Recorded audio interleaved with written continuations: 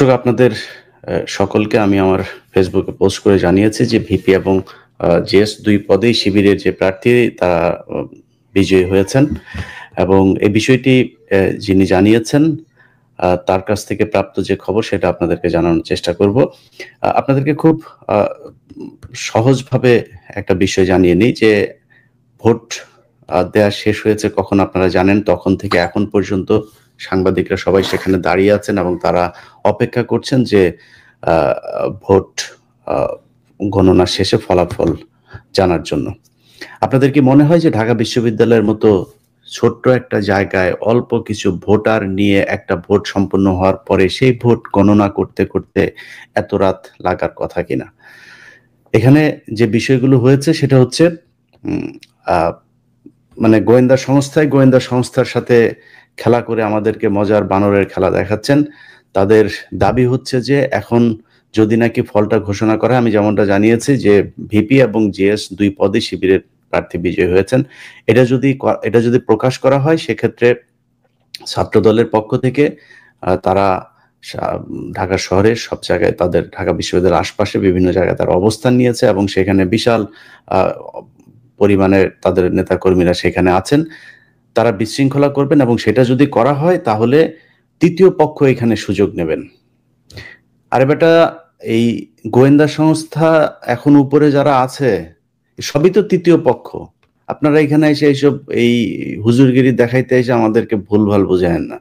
So ফলাফল যা হয়েছে সেটা জানাইতে হবে। এই দেশের মানুষ শেখ হাসিনা এর আগে ওই নুরু ভিপি হয়েছিল, ওই সময় তারা চেয়েছিল সবগুলো ভোটই তারা নিয়ে নিবে, শেষ পর্যন্ত পারে নাই। ভিপি নুরুকে তারপর দেখেছে যে একটা দেই তাহলে আর পিছনের গুলো নিয়ে কোনো হবে না, ওরে ভিপি বানায় রাখো, তার কাজ যা করার তোমরাই করবা, সেটাই হয়েছিল। শেখ হাসিনা এখন বাংলাদেশে নাই। শেখ হাসিনা সেই রাতের ভোট, তারপরে হচ্ছে গিয়া ড্যামি ভোট, ভোটারবিহীন ভোট, এইসব ভোট আর এই দেশে হবে না। যেটা ফলাফল হবে সেটা করতে হবে।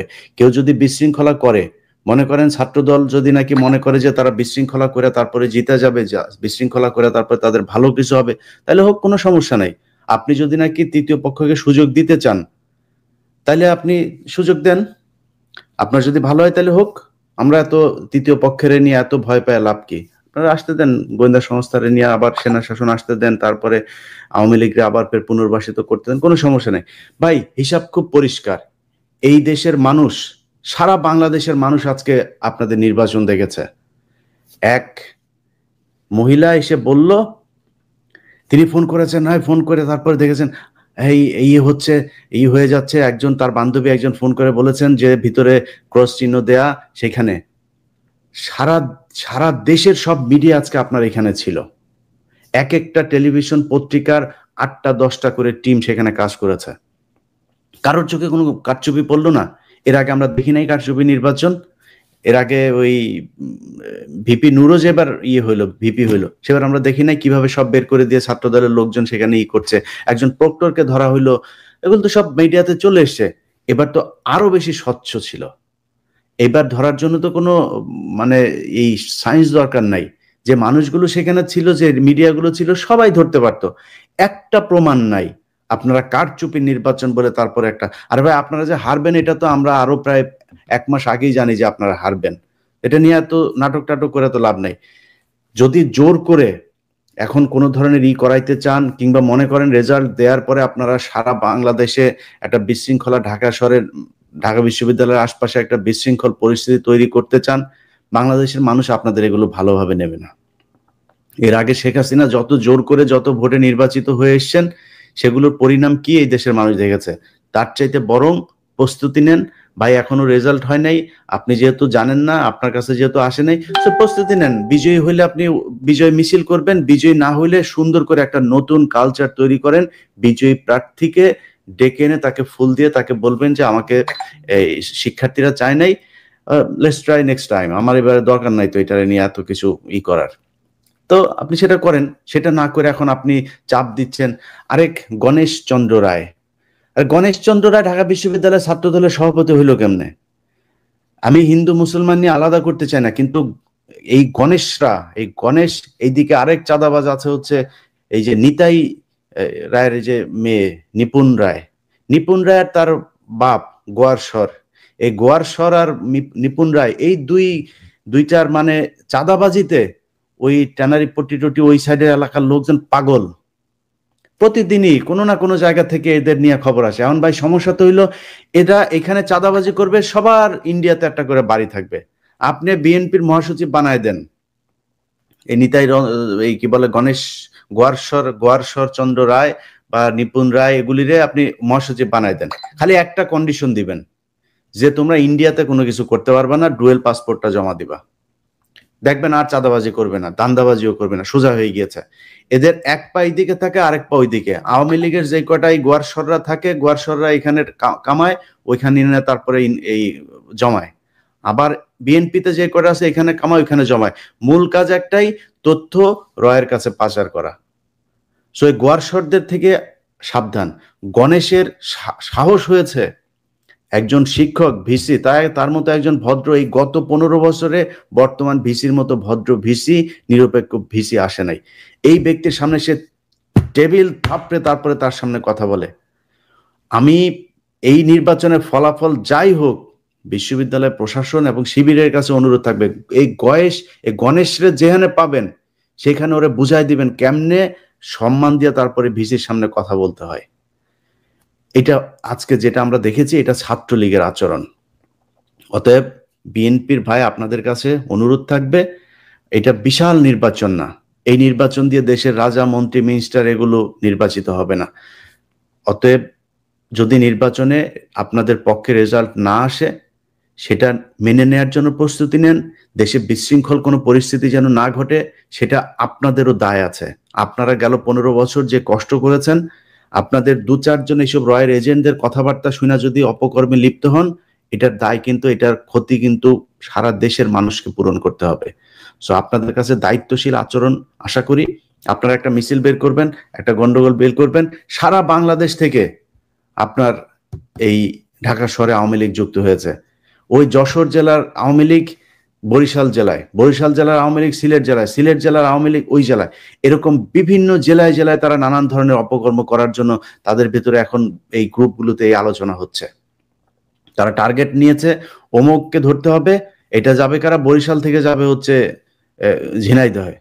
ঝিনাইদহে যায়, সেখানে ঝিনাইদহের কেউ নাই, ঝিনাইদহের ওইখানের যারা আওয়ামী লীগের ছিল তারা কেউ দেখেন নাই। একজন বিদেশে আছে, একজন ঢাকায় আছে, সেখানে তারা কিন্তু পরিকল্পনার সাথে সবাই আছে।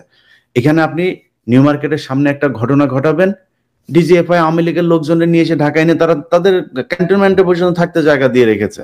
তারা মাঠে নামানোর জন্য প্রস্তুত, এসে তারপরে ঘটনা একটা ঘটায় দিবে, আপনিও মারা যাবেন।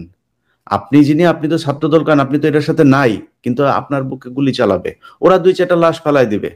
এই যে আপনি সবশেষ দেখেন, এই যে নুরাল পাগলা, এই নুরাল পাগলাই বদমাইশের লাশ উঠায় তারপরে করছে। এই বদমাইশের লাশের মধ্যে মুইতা দিলেও সমস্যা না, আমি খেয়াল করি না। ওই নিজের ইমাম মাহাদি দাবি করেছে, ওরা মুইতা দেন, ওর কিছু বক্তব্য আমি পরে শুনলাম। তো মানুষের ক্ষোভ আছে।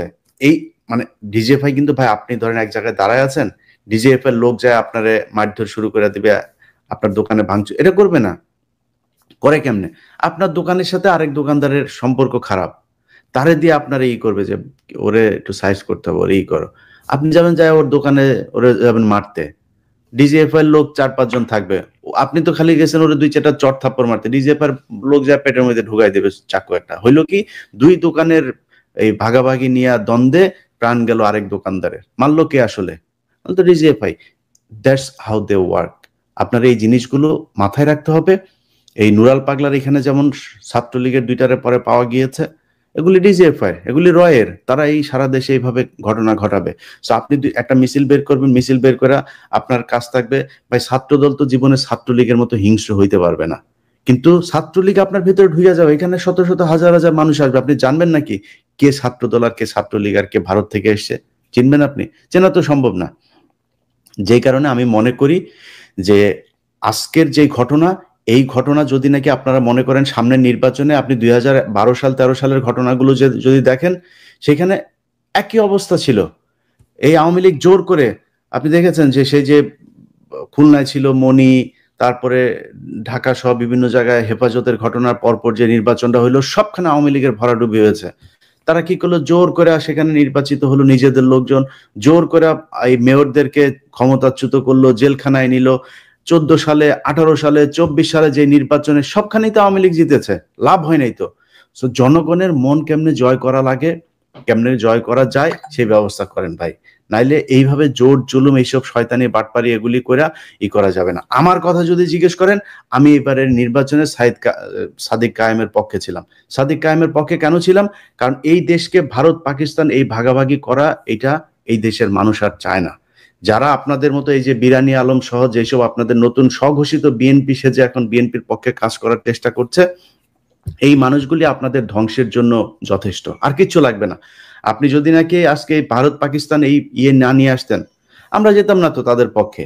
আর ভাই, এখন আপনি যদি মনে করেন যে বাংলাদেশের মানুষ এই ভারত পাকিস্তান এই খুশি, তারা পাকিস্তানি রাজাকার বললে তারা খুশি হয়ে যাবে, তাহলে তারা তাদের জন্য হাসিনার চেয়ে ভালো কেউ কিছু ছিল না।